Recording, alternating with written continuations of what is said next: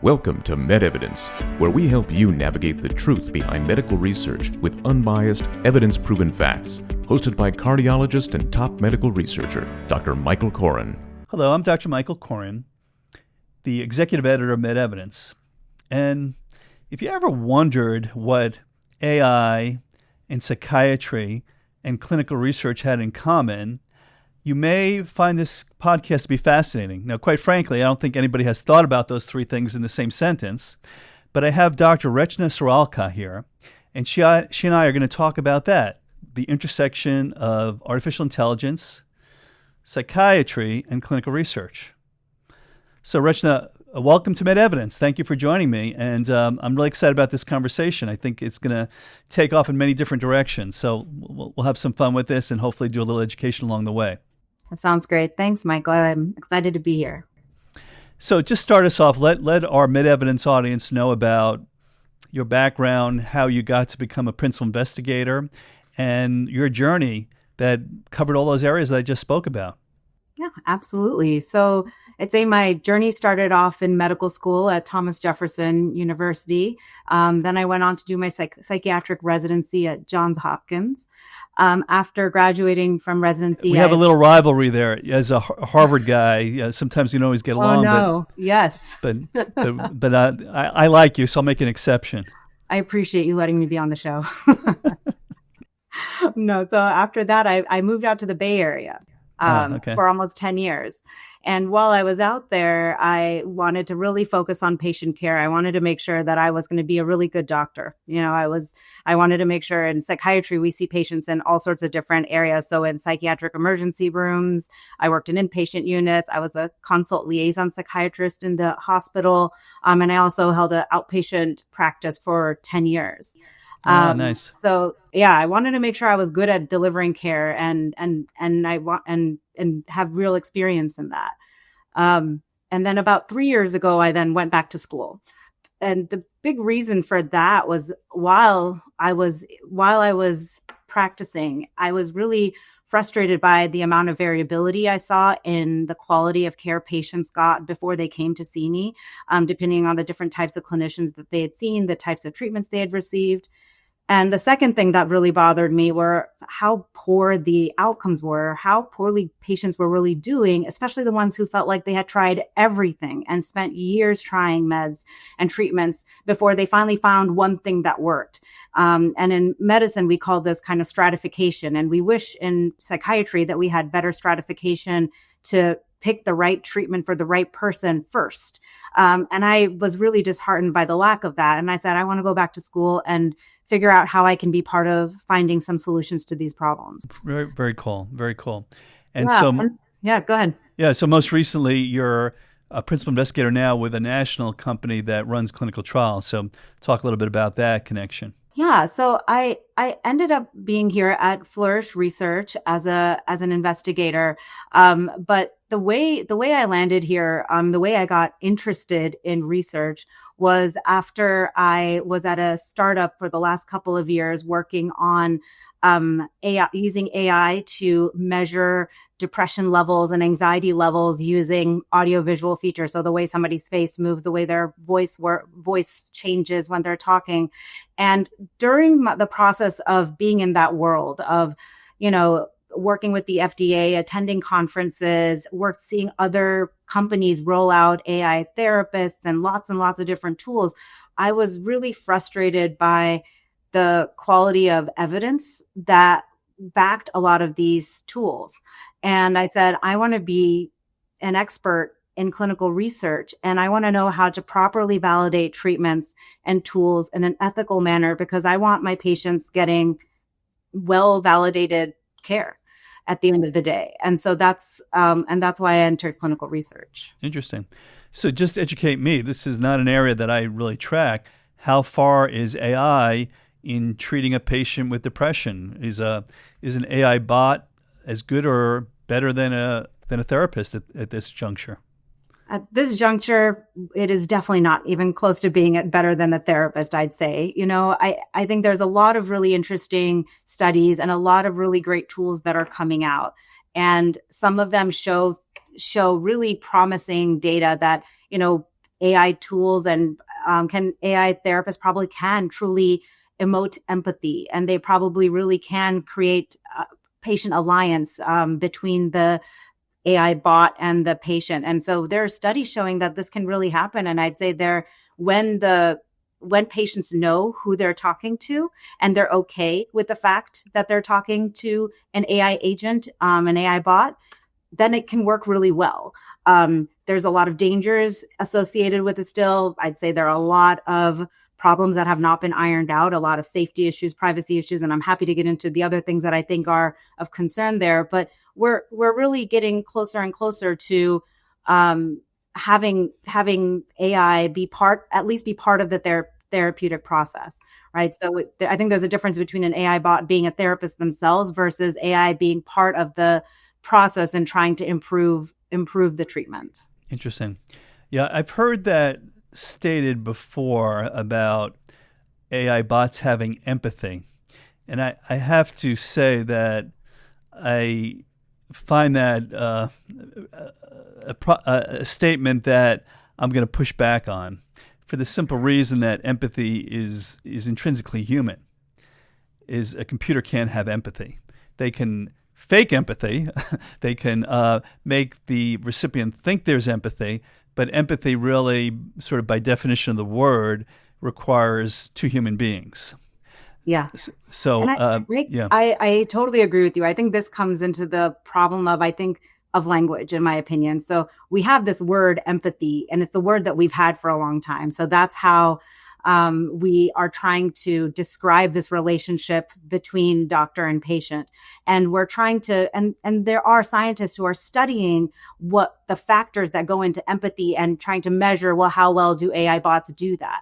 When, to your point, I completely agree with you. If I met an alien and a human being on a new planet for the first time, I don't care how well the alien talks to me. I know that the human being understands me and feels the same feelings that I feel and has the ability, at least, to feel those things. And that immediately creates a connection that an alien or a robot or an AI agent could never do. I cannot form that connection with them.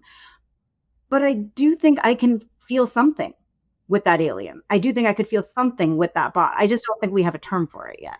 Right. Yeah, it's interesting. Obviously, as humans, we need to know that other people care about us.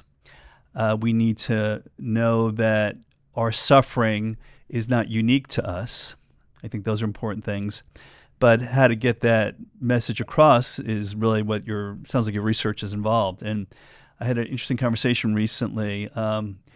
I think it was meant as an insult to me, but I was talking to a patient, and she mentioned to me that she got a lot of solace from her dog, that her dog paid attention to her, and she never questioned whether or not somebody that she was talking to was paying attention to her when it was with her dog. Like the feelings that she had with human beings, and then she was talking to me about it. I know she was accusing me of this or not, but especially in the modern era where we're looking back and forth from our EMR, and the people are wondering, are you really paying attention to me? Yeah, and absolutely. She made a specific point that when she was interfacing with the healthcare system, she wasn't getting that, but when she interfaced with her puppy, she got that.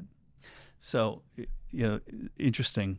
Yeah. And then the other thing I'll throw out, just to be a little provocative about, quote, computer programming and human intelligence, is how long it took computers to beat humans in chess. I don't know if you've studied that or not, but it sounds like you probably have. But just for the listeners, IBM started looking at this problem back in the very early 1960s. And they were doing this on mainframe computers that were still very, very powerful. And they were having the hardest time, despite having dozens of computer scientists working on this problem, of beating a grandmaster in chess, because the human brain is really good at pattern recognition, and basically they would see a pattern and the humans would know how to manipulate that pattern. The computers were always catching up. And so for a long, long time, it was actually over 30 years, computers could not beat the best humans in chess. And then all of a sudden, they changed the programming to make the computers more human, which was to start bluffing. So the computer started to learn how to just make a crazy move that made no sense.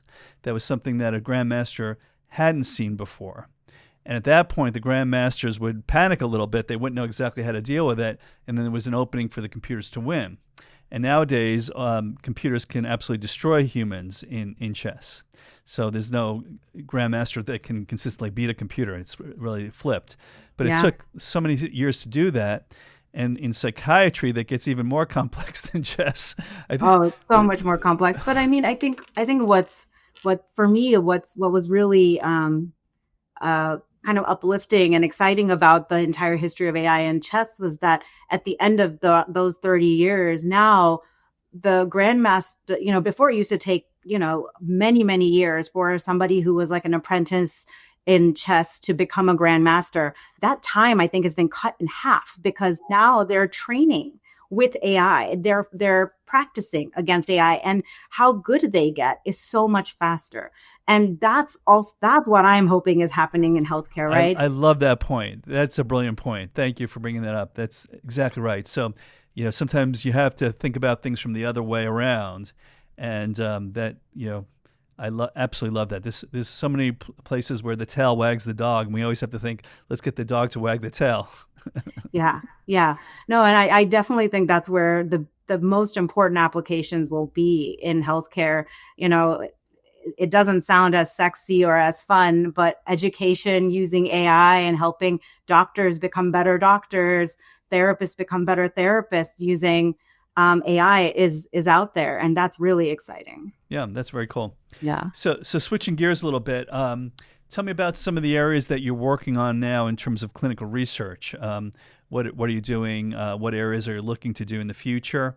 And a little bit about the patient value proposition. I think one of the things that I really focus on as a cardiologist that does a lot of clinical trials is how do I bring value to my patients? So maybe you can comment on that in your realm.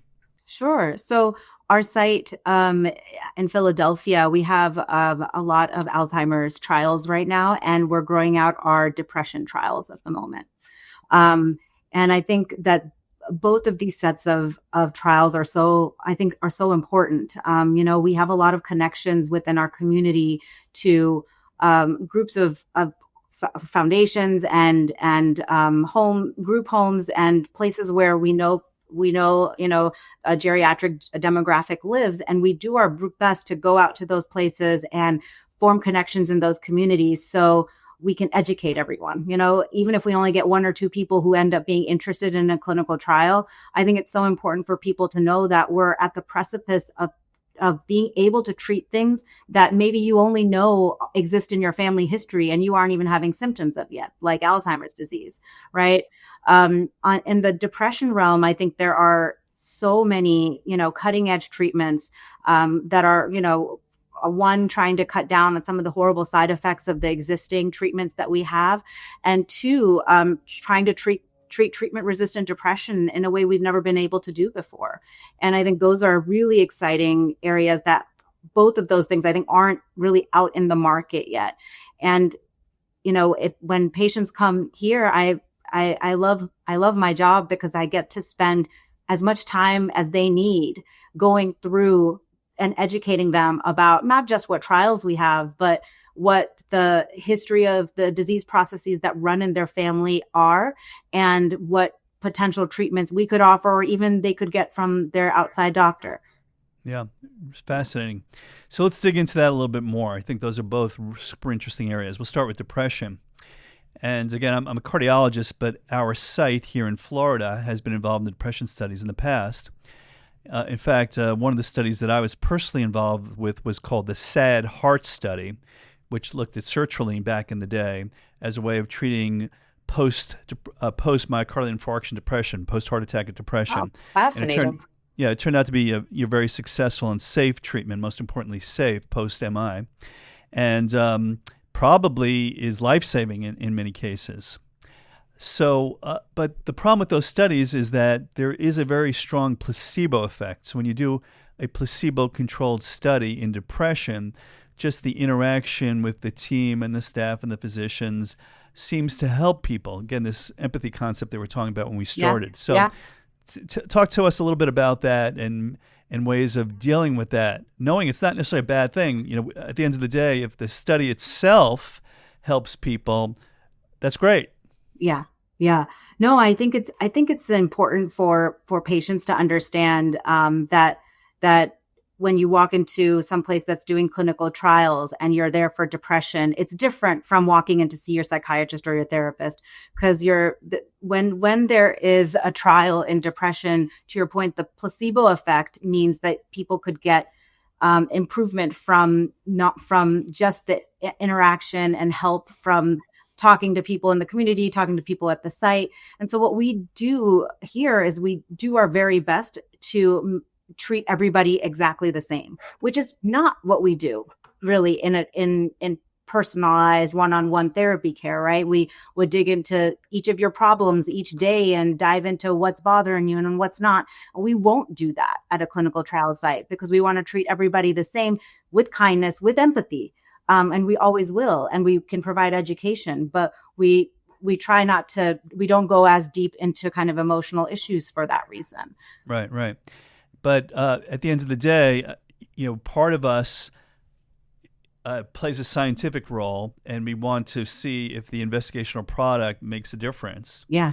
But part of us as good clinical investigators are clinicians. We're physicians that want to see our patients get better, regardless of their assignment in a research protocol. And so from that standpoint, we want to encourage people, to get into clinical research, because even people that get placebo seem to benefit from the interaction. And that's okay. It makes it harder scientifically in some places. But again, as a clinician to clinician, we're okay with that concept.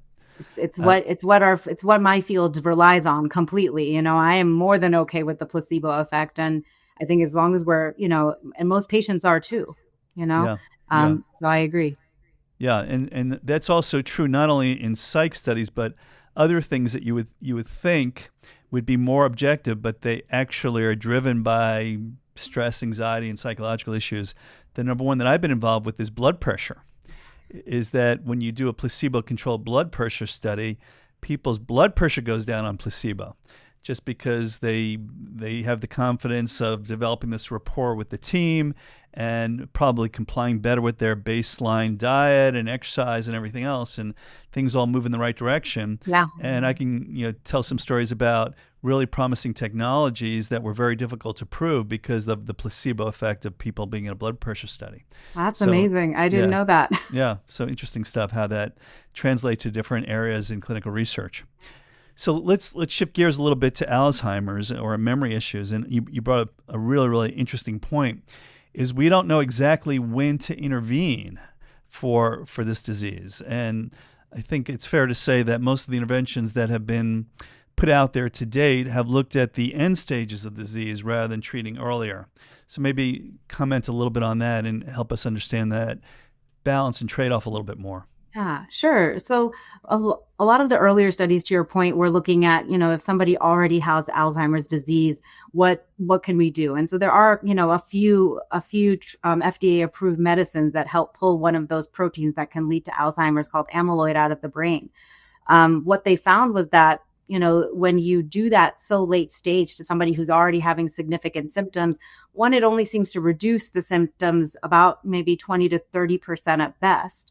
And second, there's more side effects from the medication versus when we start treating earlier, when there's less of that amyloid and tau protein that can lead to the disease, but there is still some. There seem to be fewer side effects, and we can get people significantly better outcomes because we stop cell death. We stop your neurons from dying early on. So I think this research is so important, and it's going to save millions of lives. Yeah. That's obviously Alzheimer's disease is a huge problem, especially as the population ages and is less likely to die of a heart attack or stroke. You're more likely to suffer from these other problems. So we're seeing that epidemiologically. But getting back to your interest in AI, is there an AI bot that will make Alzheimer's go away? Or if you do enough puzzles, you don't get the Alzheimer's in the first place? Is this being studied critically and properly? I don't know. I have no idea. I don't know if there's any. I'm sure somebody somewhere is doing something with AI. I mean, the most I know, there are a lot of companies that are building things out for cognitive learning and cognitive testing using AI. And I do think those tests are great, but probably need to be well validated, which was, kind of, again, one of the big reasons why I came into clinical research, because I think all those things need to be better validated. Yeah, maybe you and I should write an investigator-initiated study looking at an intervention of doing puzzles using an AI bot, or maybe chess or checkers. We were talking about that, and then randomizing people at risk and seeing how smart they are, quote unquote, 2 years down the road, and whether or not they have any. How well they do on validated testing of memory. That might be an interesting little project. That'd be very interesting. All right. Well, we'll put that on our list of to-dos. Sounds good. Anyhow, Rachna, this has been a fabulous conversation. I don't know if there's anything else you want to present to the audience in terms of some of the challenges or things that you see for the future with regard to clinical research in your new role.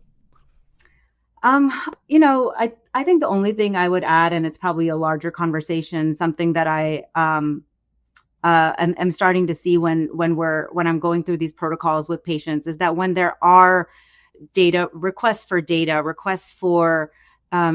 scans and images that a company is asking for, I think we're working on doing a better and better job of making sure that patients understand the risks that are involved with that, not just today, but could be down the line with the data. Because I think that's a fear that a lot of people who kind of sign away data rights have, that, what are people going to be able to do with my data? We're moving into a world where we're videotaping, audio taping in clinical trials sometimes. And it's really important to me that patients understand, and that we're being careful about the protocols we choose, that patients aren't ever being limited by the testing that we're doing. Yeah, I love that point. It's a fabulous point, and certainly very, very important. Well, Rachna, this has been a delightful conversation. Thank you for being part of MedEvidence, and I look forward to working with you in the future. Same. Thanks so much. Thanks for joining the MedEvidence podcast. To learn more, head over to MedEvidence.com or subscribe to our podcast on your favorite podcast platform.